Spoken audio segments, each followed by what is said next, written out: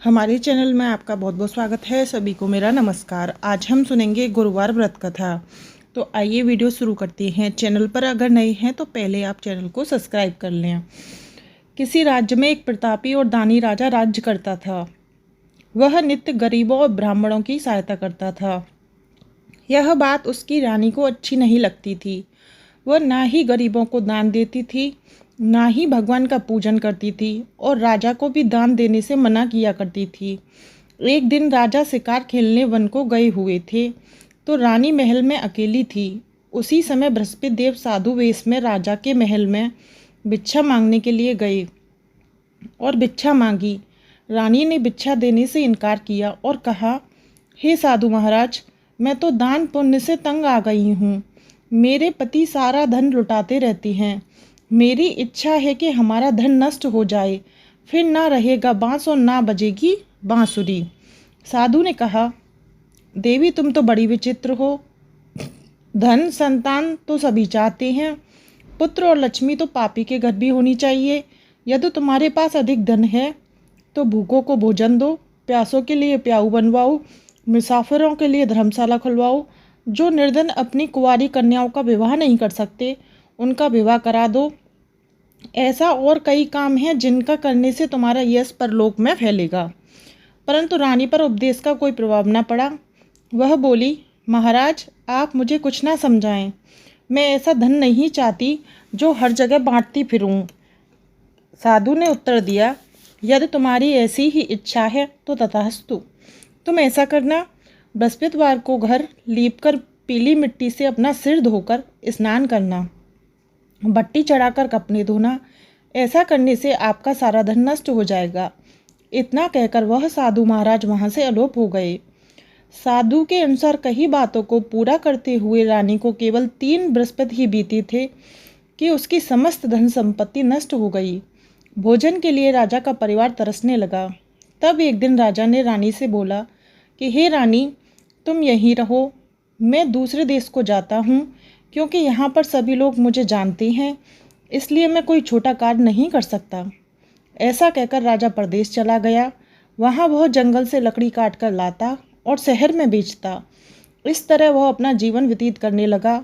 इधर राजा के परदेश जाते ही रानी और दासी दुखी रहने लगे।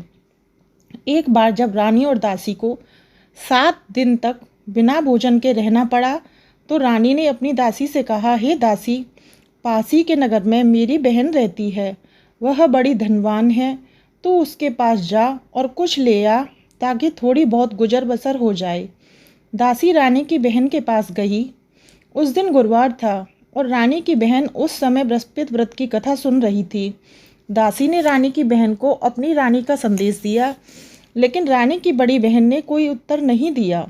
जब दासी को रानी की बहन से कोई उत्तर नहीं मिला, वह बहुत दुखी हुई और उसे क्रोध भी आया। दासी ने वापस आकर रानी को सारी बात बता दी। सुनकर रानी ने अपने भाग्य को कोसा।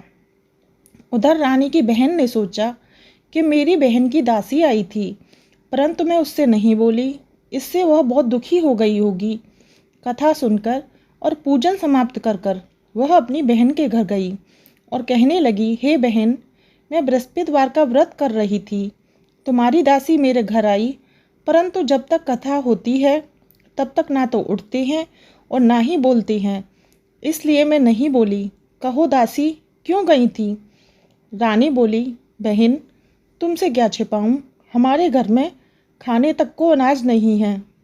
ऐसा कहते कहते रानी की आंख भर आईं। उसने दासी समेत पिछले 7 दिनों से भूखे रहने की बात अपनी बहन को विस्तार पूर्वक बता दी। रानी की बहन बोली, देखो बहन, भगवान बृहस्पति देव सभी की मनोकामना पूर्ण करती हैं। देखो शायद तुम्हारे घर में अनाज रखा हो। पहले तो रानी को विश्वास नहीं हुआ, पर बहन के आग्रह करने पर उसने अपनी दासी को अंदर भेजा तो उसे सचमुच अनाज से भरा एक घड़ा मिल गया।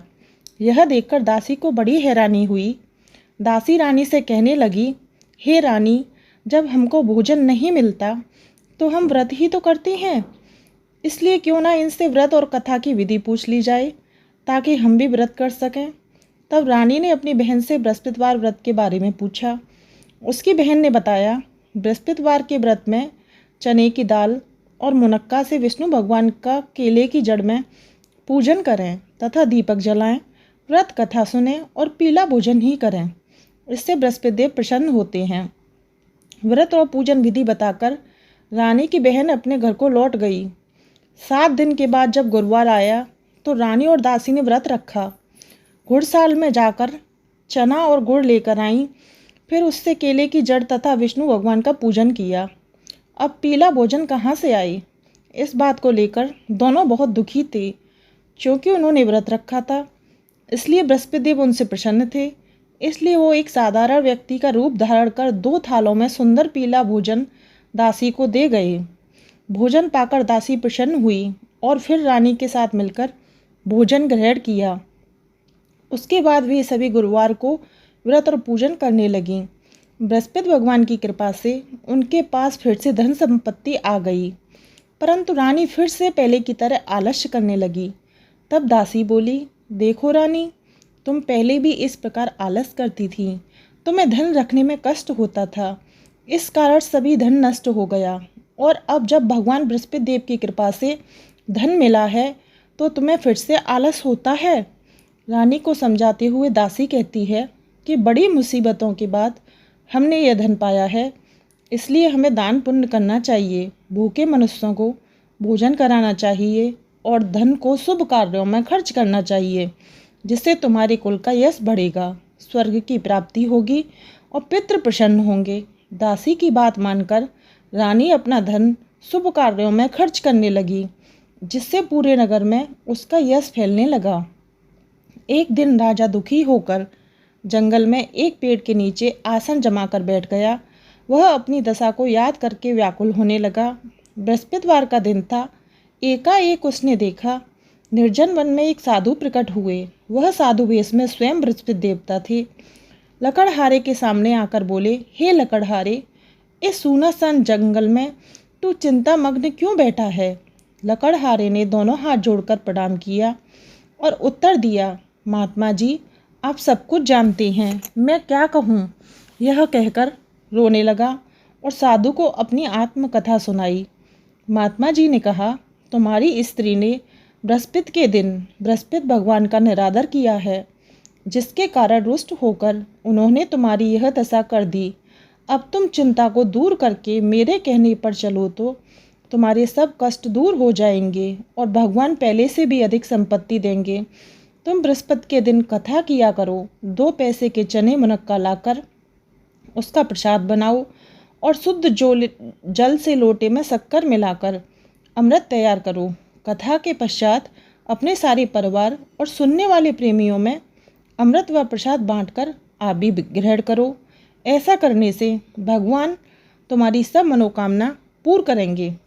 साधु के ऐसे वचन सुनकर लकड़हारा बोला, हे प्रभु, मुझे लकड़ी बेचकर इतना पैसा नहीं मिलता जिससे भोजन के उपरांत कुछ बचा सकूं। मैंने रात्रि में अपनी स्त्री को व्याकुल देखा है। मेरे पास कुछ भी नहीं है जिससे मैं उसकी खबर मंगा सकूं। साधु ने कहा, हे लकड़हारे, तुम किसी बात की चिंता मत करो। बृहस्पति के दिन तुम रोजाना की तरह लकड़ियां लेकर शहर को जाओ। तुमको रोज से दुगना धन प्राप्त होगा, जिससे तुम भली भांति भोजन कर लोगे तथा बृहस्पति देव की पूजा का सामान भी आ जाएगा। इतना कहकर साधु अंतर्ध्यान हो गए। धीरे धीरे समय व्यतीत होने पर फिर वही बृहस्पति का दिन आया। लकड़हारा जंगल से लकड़ी काटकर किसी शहर में बेचने गया। उसे उस दिन और दिन से अधिक पैसा मिला। राजा ने चना गुड़ आदि लाकर गुरुवार का व्रत किया। उस दिन से उसके सभी कलेश दूर हुए।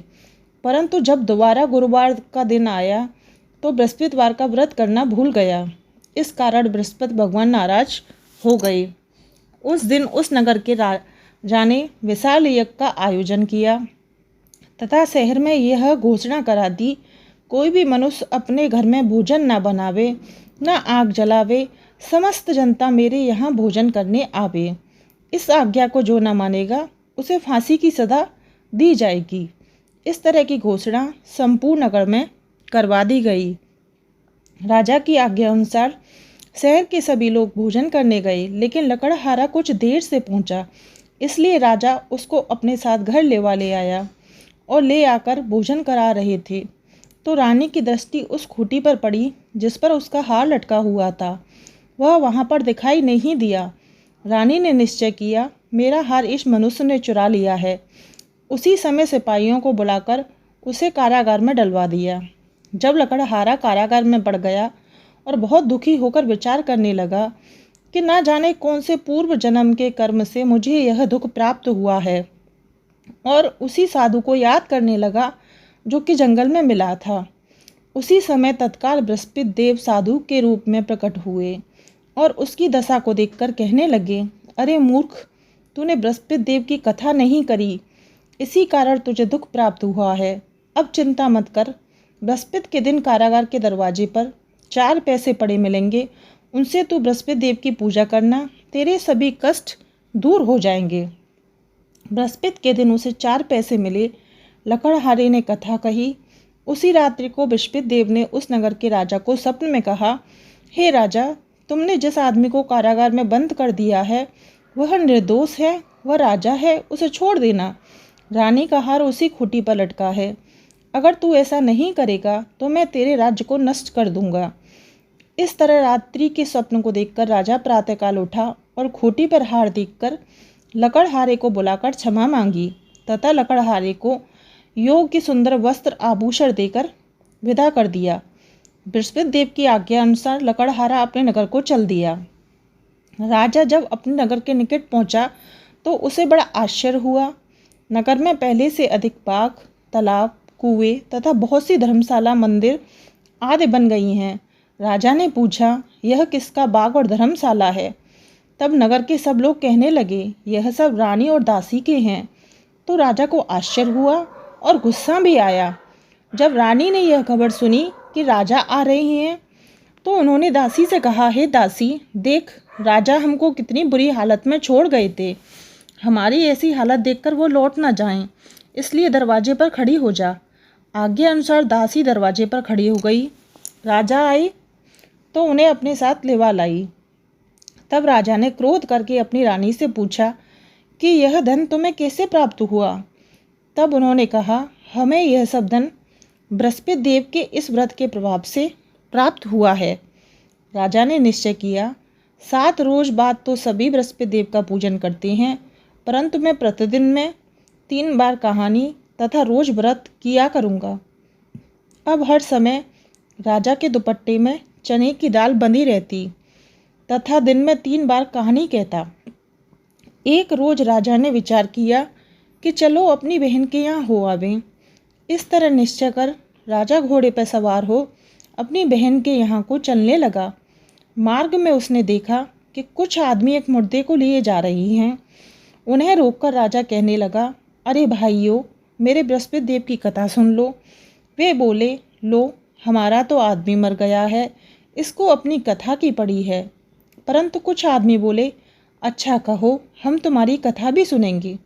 राजा ने दाल निकाली और जब कथा आदि हुई, मुर्दा हिलने लग गया, और जब कथा समाप्त हो गई तो राम राम करके मनुष्य उठकर खड़ा हो गया। आगे मार्ग में उसे एक किसान खेत में हल चलाता मिला। राजा ने उसे देख और उससे बोले, अरे भैया, तुम मेरी बृहस्पतिवार की कथा सुन लो। किसान बोला, जब तक मैं तेरी कथा सुनूंगा तब तक 4 हरैया जोत लूँगा, जा अपनी कथा किसी और को सुनाना। इस तरह राजा आगे चलने लगा।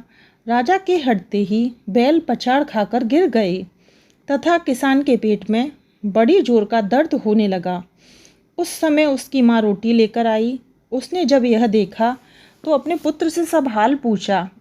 बेटे ने सभी हाल कह दिया तो बुढ़िया दौड़ी दौड़ी उस घुड़सवार के पास गई और बोली कि मैं तेरी कथा सुनूंगी, तू अपनी कथा मेरे खेत पर चलकर ही कहना।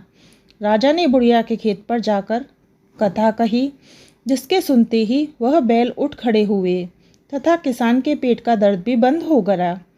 राजा अपनी बहन के घर पहुंचा। बहन ने भाई की खूब मेहमानी की। दूसरे रोज प्रातःकाल राजा जगा तो वह देखने लगा कि सब लोग भोजन कर रहे हैं। राजा ने अपनी बहन से कहा, ऐसा कोई मनुष्य है जिसने भोजन ना किया हो? मेरी बृहस्पतिवार की कथा सुन ले। बहन बोली, हे भैया, ये देश ऐसा है कि पहले यहाँ लोग भोजन करते हैं, बाद में अन्य काम करते हैं। अगर कोई पड़ोस में हो तो देख के आऊँ। वह ऐसा कहकर देखने चली गई, परंतु उसे कोई ऐसा व्यक्ति नहीं मिला जिसने भोजन ना किया हो। अतः वह एक कुमार के घर गई जिसका लड़का बीमार था। उसे मालूम हुआ कि उनके यहाँ 3 रोज से किसी ने भी भोजन नहीं किया। रानी ने अपने भाई की कथा सुनने के लिए कुम्हार से कहा। वह तैयार हो गया। राजा ने जाकर बृहस्पतिवार की कथा कही, जिसको सुनकर उसका लड़का ठीक हो गया। अब तो राजा की प्रशंसा होने लगी। एक रोज़ राजा ने अपनी बहन से कहा, हे बहन, हम अपने घर को जाएंगे, तुम भी तैयार हो जाओ। राजा की बहन ने अपनी सास से कहा। सास ने कहा, हाँ चली जा, परंतु अपने लड़कों को मत ले जाना, क्योंकि तेरे भाई की कोई औलाद नहीं है। बहन ने अपने भैया से कहा, हे भैया, मैं तो चलूँगी, पर कोई बालक न जाएगा। राजा बोला, जब कोई बालक ही न चलेगा तब तुम ही क्या करोगी। बड़े दुखी मन से राजा अपने नगर को लौट आया। राजा ने अपनी रानी से कहा, हम निर्वंशी हैं, हमारा मुंह देखने का धर्म नहीं है और भोजन आदि कुछ नहीं किया। रानी बोली, हे प्रभु, बृहस्पति देव ने हमें सब कुछ दिया है, वो हमें औलाद अवश्य देंगे। उसी रात को बृहस्पति देव ने राजा से स्वप्न में कहा, हे राजा, उठ, सभी सोच त्याग दे, तेरी रानी गर्भ से है। राजा की यह बात सुनकर बड़ी खुशी हुई। 9वें महीना में उसके गर्भ से एक सुंदर पुत्र पैदा हुआ। तब राजा बोला, हे रानी, स्त्री बिना भोजन के रह सकती है, पर बिना कहे नहीं रह सकती। जब मेरी बहन आवे तो मुझसे कुछ मत कहना। रानी ने सुनकर हाँ कर दिया। जब राजा की बहन ने यह शुभ समाचार सुना तो वह बहुत खुश हुई तथा बधाई लेकर अपने भाई के यहाँ आई। तब रानी ने कहा, घोड़ा चढ़कर तो आई नहीं, गधा चढ़ी आई। राजा की बहन बोली, भाभी, मैं इस प्रकार ना कहती तो तुम्हें औलाद कैसे मिलती।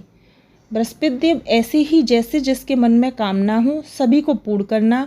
जो सद्भावना पूर्वक बृहस्पतिवार का व्रत करे, कथा सुने या दूसरों को सुनाए, उसकी समस्त मनोकामना पूर्ण करना। बोले विष्णु भगवान की जय, बृहस्पति देवता की जय। तो यहाँ हमारी गुरुवार बृहस्पति की कथा समाप्त होती है।